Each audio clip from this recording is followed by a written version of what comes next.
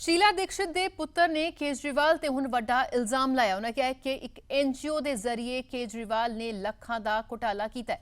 सो अरविंद केजरीवाल ते निशाना साधिया गंभीर इल्जाम लगाए ने शीला दीक्षित के पुत्र ने। दस दे कि केजरीवाल ते इल्जाम लाउंदे उन्हें कहा कि एक एनजीओ के जरिए केजरीवाल ने लखां दा घोटाला कीता है। घोटाले दे मेरे कोल सारे सबूत ने। यह कहना है संदीप दीक्षित दा, जिन्हां ने दिल्ली के मुख्यमंत्री अरविंद केजरीवाल ते एक गंभीर इल्जाम लगाए ने। उन्होंने कहा कि सीबीआई पूरे घोटाले की डूंघाई दे नाल जांच करे। उन्होंने कहा कि जे केजरीवाल गलत साबित होए तो सख्त कार्रवाई होए, जे मैं झूठा निकलिया तो जनतक तौर पर माफी मंगांगा। सो संदीप दीक्षित शीला दीक्षित के बेटे ने, जिन्हां ने अरविंद केजरीवाल ते एक गंभीर इल्जाम लगाए ने। निशाना जड़ा उन्होंने साधिया होया क्या है कि एक एनजीओ के जरिए केजरीवाल ने लखां रुपए का घोटाला किया, जिसकी की डूंघाई दे नाल जांच होनी चाहिए है। संदीप दीक्षित का कहना है कि घोटाले के उन्होंने कोल सारे सबूत ने ते सीबीआई पूरे घोटाले की डूंघाई दे नाल जांच करे।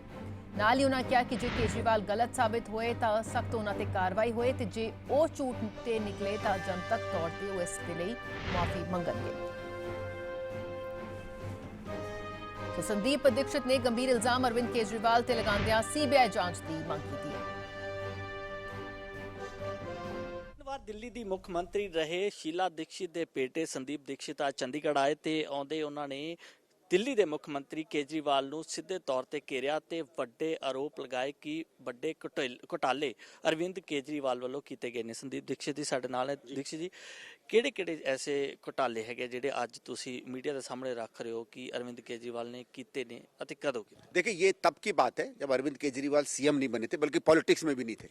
ये राजनीति में आने के पहले इनकम टैक्स के अफसर थे और कई साल उन्होंने छुट्टी लेके कुछ दिल्ली में कुछ एनजीओ में काम करते थे। मैं थोड़ा सा जानता था क्योंकि मेरे इलाके में ये एनजीओ काम करता था, बल्कि ये 2-3 बार मेरे दफ्तर भी आए थे बैठ के देखने के लिए। भाई कोई स्वाभाविक है, जहाँ का एनजीओ चला रहे हो एमपी के पास तो आदमी जाएगा ही। तो सुना इन्होंने, जो मुझे खबर मिली और मेरे एक जान पहचान के हैं जो यूएनडीपी में काम करते हैं, उन्होंने 10-15 दिन पहले मुझे ये खबर बताई कि इन्होंने आरटीआई के नाम पर संयुक्त राष्ट्र संगठन या यूएन जो है, उनकी दिल्ली में एक ऑफिस है यूएनडीपी ऑर्गेनाइजेशन का, उससे कुछ पैसा लिया। टोटल कितना लिया ये तो मैं नहीं जानता, ये तो खुलासा होगा अगर इंक्वायरी होगी तो। उसमें यूएनडीपी ने जब ऑडिट की बात की, जब चेक किया उसके और अकाउंट इनके देखे, तो देखा कि कोई 32 जगहों पे इसने गड़बड़ी की। मतलब इसकी संस्था ने 32 जगहों पे हेरा फेरी की, गड़बड़ी की। वो तो डिटेल रिपोर्ट में मिलेगा। सबसे गंभीर मामला ये था कि उस समय आप समझो 2005-6 की बात है, इसने करीबन 56 लाख का उसमें गबन किया या हेरा फेरी की, गलत इस्तेमाल किया, खर्च कहीं करना था या बिल गलत बनाए, डिटेल तो पता नहीं चलेगी, लेकिन सीधी बात है कि उसका दुरुपयोग किया।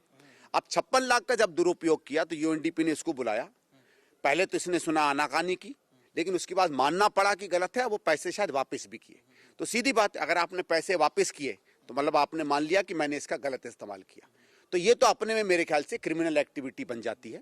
और इसीलिए मैंने कहा कि मैंने यूएनडीपी सीबीआई को लिखा और जितनी मेरे पास जानकारी थी उसमें कौन कौन से अधिकारी थे, कब क्या हुआ, ये मैंने डिटेल भेजी सीबीआई को और कहा कि आप इस पे इंक्वायरी करो। सीबीआई ਨੂੰ ਇਹ ਵਾਲਾ ਲੈਟਰ ਤੁਸੀਂ ਲਿਖਿਆ ਹੋਇਆ, ਇਹ ਲੈਟਰ ਜੋ सीबीआई ਨੂੰ ਲਿਖਿਆ, ਇਸ ਲੈਟਰ ਦੇ ਵਿੱਚ ਕੀ ਮਸਲੇ ਦੀ ਜਾਂਚ? वही मैंने बताया कि ਕਿਹੜੇ ਸਾਲ ਦਾ? ये 2006 की बात है और मैंने कहा है कि कौन कौन से उसमें ऑफिसर थे, उनका नाम भी दिया है कि आप चाहो तो उनसे तहकीकात कर लो।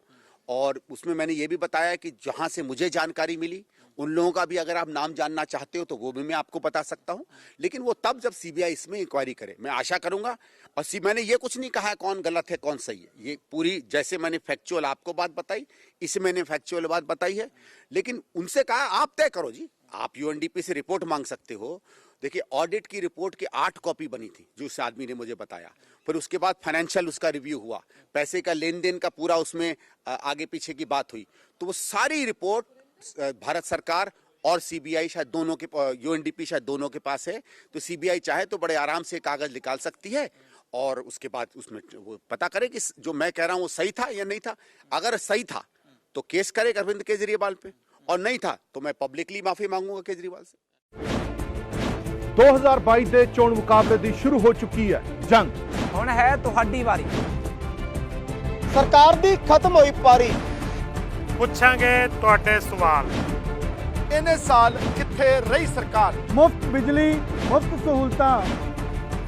ਵਪਾਰ ਲਈ ਨਵਾਂ ਕੀ ਉਦਯੋਗ ਨੂੰ ਕਿਵੇਂ ਆਏਗਾ ਸਾਹ?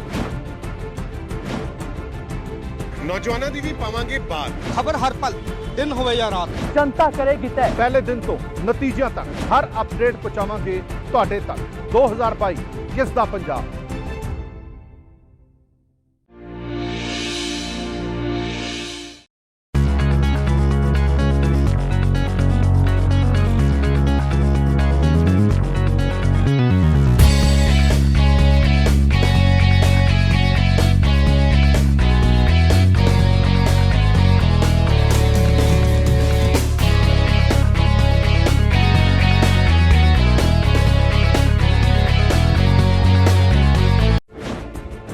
ਦੋ 2022 ਦੇ ਚੋਣ ਮੁਕਾਬਲੇ ਦੀ ਸ਼ੁਰੂ ਹੋ ਚੁੱਕੀ ਹੈ ਜੰਗ। ਹੁਣ ਹੈ ਤੁਹਾਡੀ ਵਾਰੀ। ਸਰਕਾਰ ਦੀ ਖਤਮ ਹੋਈ ਪਾਰੀ। ਪੁੱਛਾਂਗੇ ਤੁਹਾਡੇ ਸਵਾਲ। ਇਹਨੇ ਸਾਲ ਕਿੱਥੇ ਰਹੀ ਸਰਕਾਰ। ਮੁਫਤ ਬਿਜਲੀ, ਮੁਫਤ ਸਹੂਲਤਾਂ। ਵਪਾਰ ਲਈ ਨਵਾਂ ਕੀ ਉਦਯੋਗ ਨੂੰ ਕਿਵੇਂ ਆਏਗਾ ਸਾਹ।